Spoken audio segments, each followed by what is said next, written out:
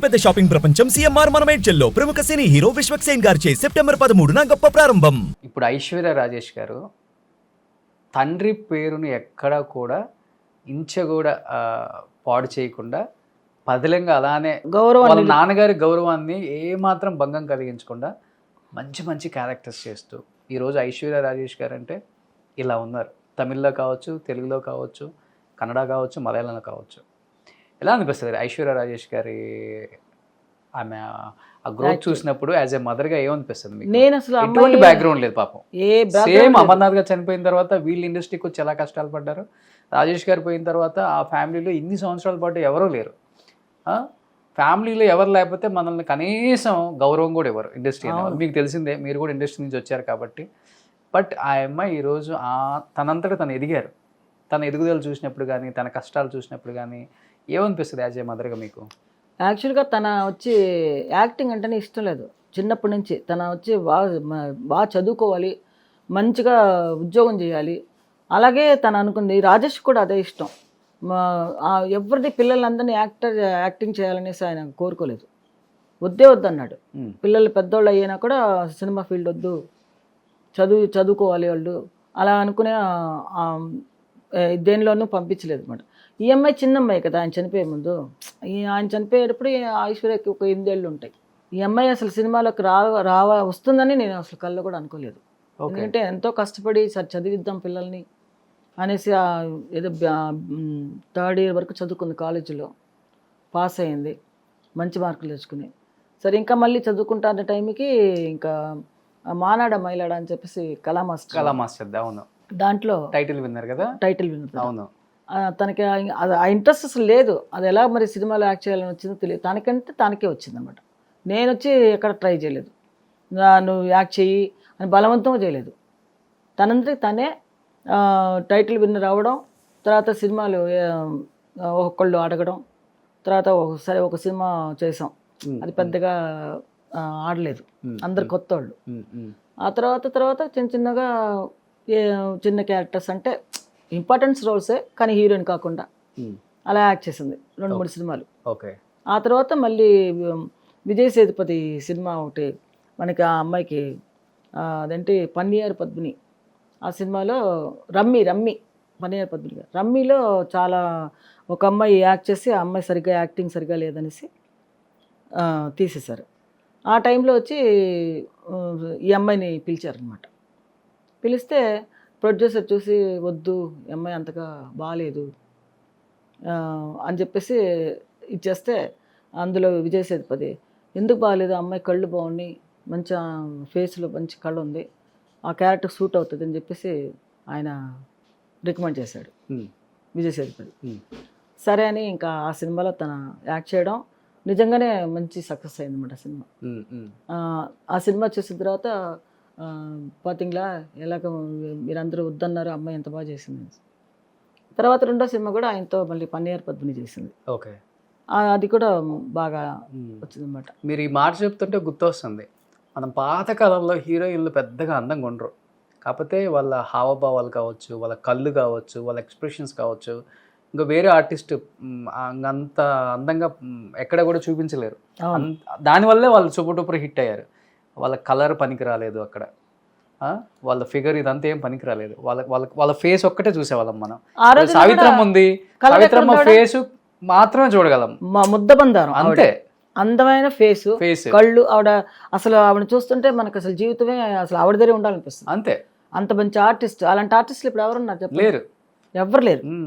అలాగా ఇప్పుడు ఈ అమ్మాయి కూడా ఏంటంటే పెద్దగా రాణించడం అనేది ఏంటంటే తన ఒక అదే న్యాచురల్గా చేస్తుంది అనమాట. అంటే మామూలుగా మన ఇంట్లో ఎలా మాట్లాడతాం, అవును, ఎలా చేస్తాం, ఏదన్నా సరే న్యాచురల్గా చేస్తుంది. దానిలో తన కొట్టుకుపోయింది అనమాట. ఏ క్యారెక్టర్నా చేస్తుంది. ఇప్పుడు ఏముందమ్మా, ఇప్పుడు అందంగా కనిపించాలంటే ఇంత ఎత్తున పౌడర్ వేయచ్చు, మేకప్ వేయచ్చు, అది కూడా ఏదో దానికి చాలా మంది ఉన్నారు. కానీ ఇలా కనపడే యాక్టర్స్ మనకి ఎవరు లేరు కదా ఇంత న్యాచురల్ గా. మేకప్ కూడా ఎక్కువ వేయదు. నిజంగా ఐశ్వర్య రాజేష్ గారు ఆడియన్స్ కి ఎక్కడ బాగా కనెక్ట్ అయిపోయారంటే ఆమె అపీరెన్స్ వల్లే. ఎక్కువగా బాగా తెలిసింది అక్కడ హైదరాబాద్లో ఎలాగంటే మన అదేంటి కౌశల్య కౌశల్య కృష్ణమూర్తి. దానివల్ల తన కొంచెం ఫేమస్ అయింది ఆ సినిమాతో. అవును అవును. ఆ సినిమా కన వచ్చి సూపర్ డూపర్ హిట్ అయింది. చాలా సినిమాలు రిలీజ్ అయిన మధ్యలో తన సినిమా ఓరియంటల్గా తన వచ్చి సపరేట్ క్యారెక్టర్ అమ్మాయిది. ఆ సినిమా రిలీజ్ అయింది. మిగతా సినిమాల కంటే ఈ సినిమా బాగా ఆడింది. అవును. మన ఈయన హీరోగా చేస్తాడే రోమియో, మన శివకార్తికేయన్ గారు. అది చూసారా ఎంత మంచి శివకార్తికేయన్ గారు ఆ రోలు ఆయన ఇవ్వడం, అసలు ఆయన ఎదురు చూడలేదు అసలు ఆ అమ్మాయి అలా చేస్తుందని. చాలా మందిని ట్రై చేశారు ఆ సినిమాలో. రోజు సెలక్షనే. ఒక 30 మంది 40 మందిని చూసుంటారు. క్రికెట్ ప్లేయర్ని చూశారు, తర్వాత ఎవరో ఆర్టిస్ట్ని చూశారు, చాలా మందిని చూశారు. చూసి లాస్ట్కి సరే ఐశ్వర్యాన్ని అడిగి చూద్దాం ఎట్లా ఉంటుంది అనేసి అడిగితే, నాకు సస్యంరావు క్రికెట్ రాదు, నేను చేయలేను, అయినా ట్రై చేస్తాను, మీకు కనుక నమ్మకం ఉంటే నేను ఒక 1 వీక్ నేను నేర్చుకుంటాను, నేర్చుకుని మీకు ఓకే అంటే నేను క్యారెక్టర్ చేస్తాను. ఓకే, అలాగే చేసిందనమాట ఆ క్యారెక్టర్. వాళ్ళందరికీ ఇదేంటి ఒక వారంలో నువ్వు ఇంత బాగా బాల్ ఇచ్చేస్తున్నావు, స్పిన్నింగ్ అంత బాగా పట్టుకుంటున్నావు, బాగా బ్యాట్ చేస్తున్నావు, నువ్వే హీరోయిన్ అనేసారు. ఓకే, కసి ఎక్కడి నుంచి వచ్చింది మనకి? ఫ్యామిలీలోనే కసి. ఫ్యామిలీ, మా అమ్మ నన్ను చూసి ఫైనాన్షియల్ గా చాలా వీక్ అయిపోయారు ఆయన చనిపోయిన తర్వాత. మీరే మొత్తం కష్టపడి ఫ్యామిలీని ఇంత దూరం తీసుకొచ్చి నిలబెట్టారంటే మీరే పెద్ద రీజన్ అని చెప్పేసి ఆమె సక్సెస్ స్టోరీలో కూడా ఒకసారి చెప్పారు. ఇంకొకటి, యాక్టింగ్ అంటే ఇంట్రెస్ట్ లేదు, యాక్టింగ్ మీద అసలు ఆమెకి ఉద్దేశమే లేదు, అయినప్పటికీ ఒక న్యాచురల్గా యాక్టింగ్ చేసే వన్ అండ్ ఓన్లీ యాక్ట్రెస్ అంటే ఈరోజు ఐశ్వర్య రాజేష్ పేరే చెప్తారు. ఆమె అందం అక్కడ కాదు, ఆమె ఫేసే చూస్తున్నాం మనం. ఎక్కడి నుంచి వచ్చింది ఈ కసి ఆమెకు అసలుకి? తన జీవితంలో వచ్చి ముందుకు రావాలి పట్టుబట్టింది అనమాట. నేను కూడా ఎందుకు రాకూడదు, ఎందుకంటే చాలా మంది నువ్వు పనికిరావు, హీరోయిన్కి అంత ఛాన్స్ లేదు ఈ అమ్మాయికి, ఏదో చిన్న చిన్న క్యారెక్టర్లు ఫ్రంట్ క్యారెక్టర్లు వేయచ్చు అలా అన్నారు. అంటే ఈ అమ్మాయికి ఏమైందంటే దాని మీద ఎందుకు నేను రాకూడదు అని ఒక పట్టుదల, దాని మీద వచ్చి తనకు నమ్మకం అనమాట, నేను వస్తాను తప్పకుండా అని చెప్పేసి.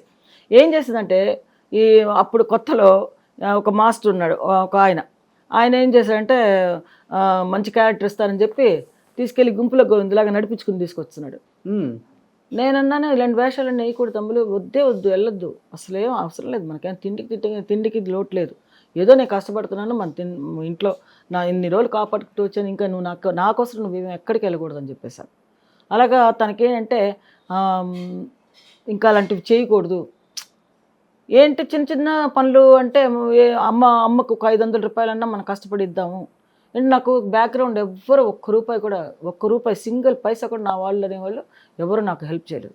మేము చాలా పస్తులు పడుకున్నామంటే కూడా ఎవరు మాకు ఇవ్వలేదు. ఓకే, అలాంటి పరిస్థితుల్లో కూడా నేను కష్టపడి తీసుకొచ్చి నేను మా పిల్లలకి నేను చదువులు చెప్పించి చిన్న స్కూల్లో నుంచి పెద్ద స్కూల్లో నుంచి ఇంకో పెద్ద స్కూల్ అలా వేశాను. తర్వాత మోహన్ బాబు స్కూల్లో హాస్టల్లో చెప్పించాను 3 పిల్లల్ని. నా దగ్గర ఉంటే నేను చూసుకోలేను, రియల్ ఎస్టేట్ అన్నీ తిరగాలి అని చెప్పేసి నేను హైదరాబాద్లోనే చాలా ఒక 1 year నేను రియల్ ఎస్టేట్ కోసం అక్కడే ఉండిపోయాను.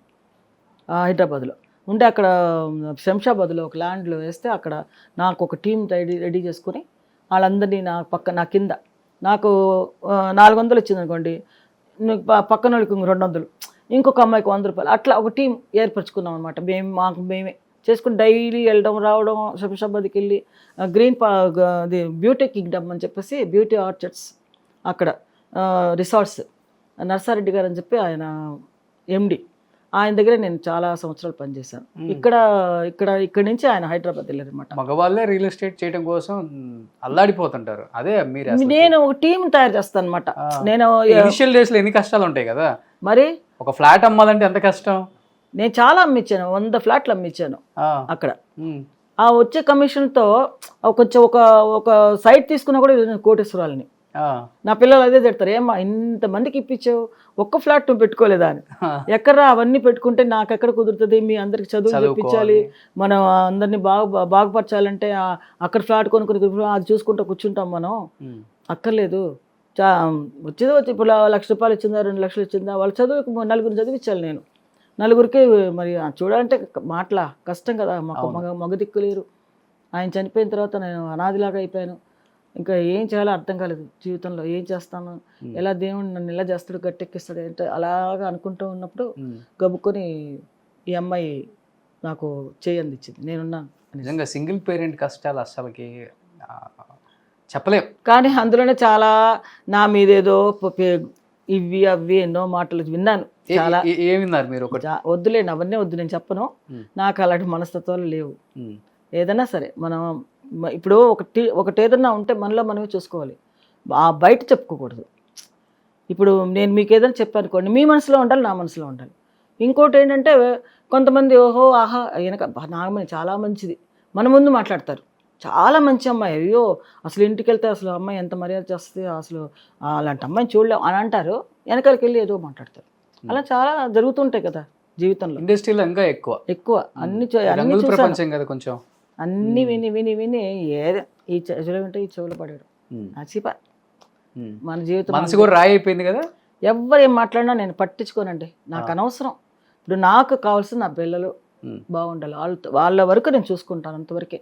నాకు ఇంకా వేరే ప్రపంచం అవసరం లేదు. సుమన్ టీవీలో మీ పర్సనల్ అండ్ బిజినెస్ ప్రమోషన్స్ కోసం కింది నెంబర్కి కాంటాక్ట్ చేయండి.